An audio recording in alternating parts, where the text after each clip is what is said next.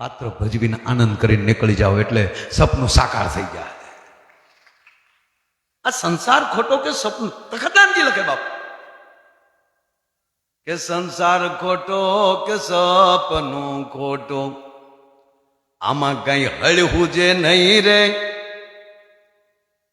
પણ આવી લહેર ચડે લાખ લાખ દરિયાની તો લૂંટતા રહેવું રે. જીયો જીયો મોજમાં રહેવું, મોજમાં રહેવું. બાપુ ધોકાના દિવસે હું પૂંજી મોરારી બાપુના પાસે બેઠો હતો, બાપુના દર્શન કરીને બેઠો.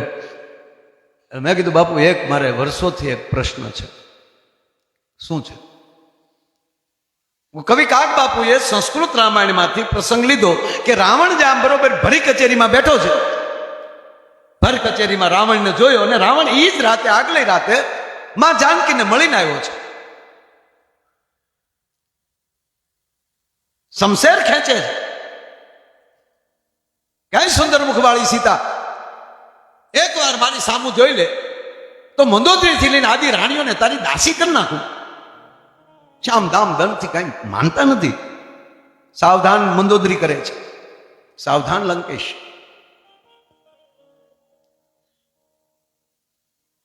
પણ સવારે એકદમ મૂડ નથી રાવણને. અને એના મંત્રી માલવંતજી પૂછે છે, મહારાજ કેમ તમે? આ મારો જે પ્રશ્ન હતો એ વાત કરું છું કે માલવંતજી પૂછે છે એને કે કેમ મહારાજ એટલા બધા મૂડમાં નથી? કે મંત્રી શ્રી, મેં બધા પ્રયાસ કરી લીધા પણ જાનકી મારી સામું જોતા નથી. કોઈ યુક્તિ સૂચતી નથી. હવે શું કરું? શામ દામ દંડથી બધો મેં પ્રયોગ કરી લીધો. અરે મહારાજ તમે તો લંકેશ છો, તમે શું ન કરી શકો? પણ આપ જો મને પૂછતા હો તો મારી પાસે એક યુક્તિ સરસ છે. કે શું? કે સામું નથી જોતા ને? કે ના, આપ તો ગમે એનું રૂપ ધારણ કરી શકો ને. એક કામ કરો, રાવણનું રૂપ ધારણ કરીને હામાં જાઓ. એટલે રામનું રૂપ તમે ધારણ કરી લો અને રામ બનીને તમે જશો, રાવણ બચી જાઓ. રામ બનો એટલે રામ સમજીને જાનકી, મારે રામ નથી થતું. કાં? ભગત બાપુએ લખ્યું કે ખોટો ખોટો રે હું તો રામ બનું ત્યાં બોલ્યો, રામ રુદામાં આવે. એ માતા સીતાજી મને માવડી ભાખે, મને વનનો માર્ગ બતાવે. જ્યાં રામનું રૂપ ધરું ત્યાં તો રે રે રે મને એવાય સંકલ્પ આવે. હે માલવંતજી, હું ખોટું ખોટું રામ બનું તો સાચો હૃદયમાં આવી જાઉં છું. આ પ્રસંગમાં બાપુ કાગ બાપુ હા સંસ્કૃત રામાયણનું છે.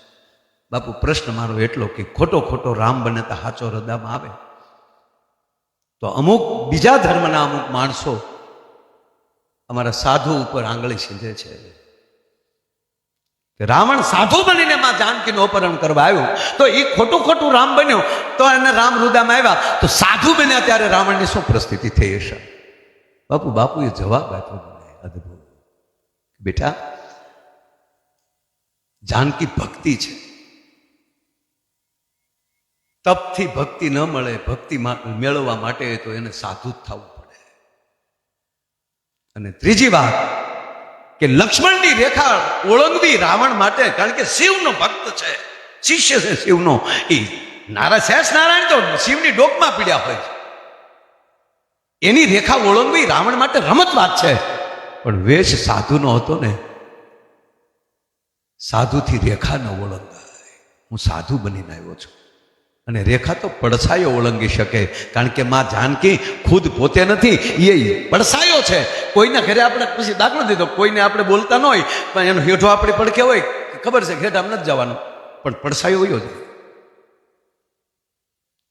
તો આ દેશનો સાધુ એ કોઈ દી રેખાય કે ન ઓળંગે. એટલે રાવણે મર્યાદાથી માને ખંભે લીધા છે. ખાલી એનો પોશાક પહેરો, એક રાક્ષસ, એક રાવણ જેવી વૃત્તિ ધરાવનારો માણસ, એ જો એમ કહેવાય કે એક ભગવું લુગડું પહેરી લેતા એટલું પરિવર્તન આવી જતું હોય તો આપણે માણસ છીએ આવા ભગવા લુગડાને ખાલી નમી જાય ને સાહેબ, તોય મારો તમારો બેડો પાર થઈ જાય અને મારું તમારું કલ્યાણ થઈ જાય. ગોઠવાઈ જાય તો. નહીતર બાપુ એક બાપુને બે શેલા, પણ બે બરડો.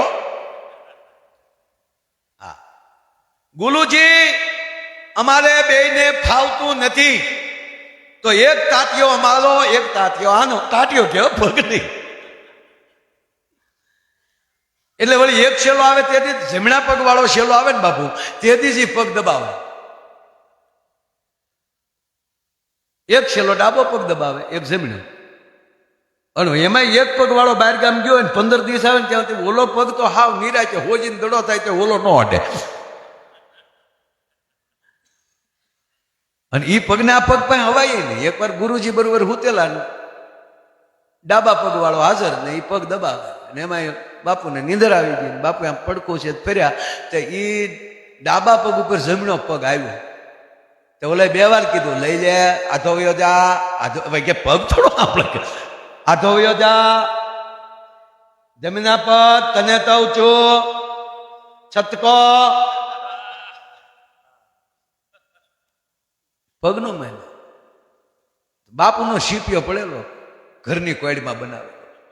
શીપિયો લઈને 2 વાર કડી ખખડાવી. એતવાલ હતવું છે, 2 વાર હતવું છે. ગુરુજી હોઈ ગયા, ગુરુને ખબર નહીં. પણ બાપુ હોય ઝાડ કે જે શીપિયો જમણા પગના નળામાં નાખ્યો. ગુરુજી ઝાડ થઈ ગયા. નહીં મેરે પેર પે ક્યું આયા. પછી તો ગામના આવ્યા ને બાપુને લઈ ગયા ને પ્લાસ્ટર કરાવ્યું. 2 મહિનાનું પ્લાસ્ટર આવ્યું બાપુ. એમાં ઓલો અઠવાડિયામાં આવ્યો જમણા પગમાં. ગુરુજી એ ક્યાં હુआ? ડાબા પગવાળાએ કર્યું. હે એની ઈ હિંમત. શીપિયો ક્યાં છે?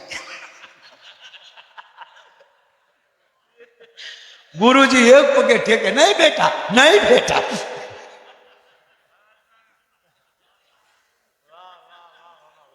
अरे नहीं चलता है गुरुजी तो मेरी आबरू क्या? अरे तेरी आबरू टाटिया बे मेरा है. એમ સનાતન બધો આપણા બાપનો છે. આપણે નોખા નોખા ભાગલા કરીને શીપિયા હાથમાં લીધા. આવા મહાપુરુષો જે સનાતનની જ્યોત લઈને બેઠા, જ્યાં મહાદેવની ઉપાસના થતી હોય, જ્યાં પરાશક્તિની ઉપાસના થતી હોય, જ્યાં શિવની પૂજા થતી હોય, જ્યાં બ્રહ્માની પૂજા થતી હોય, જ્યાં વિષ્ણુની પૂજા થતી, આ સનાતનની જ્યોતિઓ છે આપણી. અને ભગવાન પાછો ગમે એ કામ કર્યા કે રહેતો નથી. ફાઇનલ નરસિંહ મહેતાના જો 52 કામ કરી જતો તો તમને એમ લાગે કે દાનાભાઈ તમારા મંડપમાં નહીં હોય. મારા બાપ આ બધા રસોડા એ સંભાળીને બેઠો હોય છે. અનુભવની વાત કરું તમને. પછી એ ખૂટે નહીં. દેગે ને તેગે મારો દ્વારકાધીશ સદાય આપણી હારે હોય છે. એ વાત નક્કી છે, એમાં કોઈ શંકાને સ્થાન નથી.